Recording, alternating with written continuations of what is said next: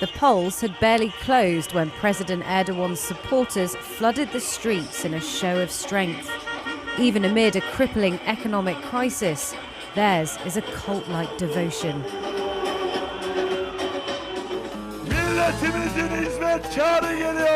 Many thought this might be the end of his two-decade rule, but on the night, Turkey's strongman came out fighting. We strongly believe that we will continue to serve our nation for the next 5 years. Everyone was on the point that Kemal Kilicdaroglu should get the majority because of the economy, of the bad economy, because of less democracy. But in the end, everyone says Erdogan's the winner. They might be celebrating, but this is not a victory. With no one reaching the 50% mark, the election will now go to a second round. At a more subdued affair down the road, opposition leader Kemal Kilicdaroglu was defiant. But the reality is he performed far worse than expected. Seçim balkonda kazanılmaz. Elections are not won on the balcony. If our nation decides on a runoff with our pleasure, we will definitely win this election in the second round. Everyone will see. But after winning the first round, momentum is now with President Erdogan. The polls underestimated the strength of his socially conservative base.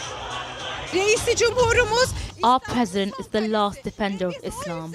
This is why we stand behind him, and we will continue doing so. Crucially, his alliance has retained his majority in parliament. He can leverage that, a more stable choice than a disparate coalition. We do not doubt that the choice of our nation, which gave the majority in the parliament to our alliance, will be in favour of trust and stability in the presidential election.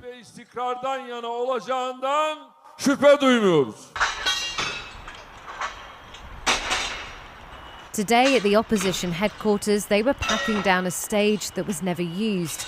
The victory speech they'd hoped for never came. Instead, this posted to Twitter. "I will fight to the end," Kilicdaroglu says, looking under pressure as his coalition is forced to rethink their strategy.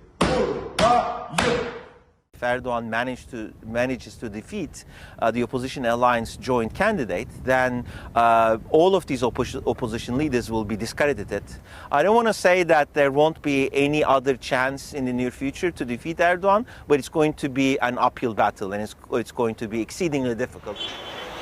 It's a century since this man, Mustafa Kemal Atatürk, founded the modern Turkish state, cast in secular and democratic values.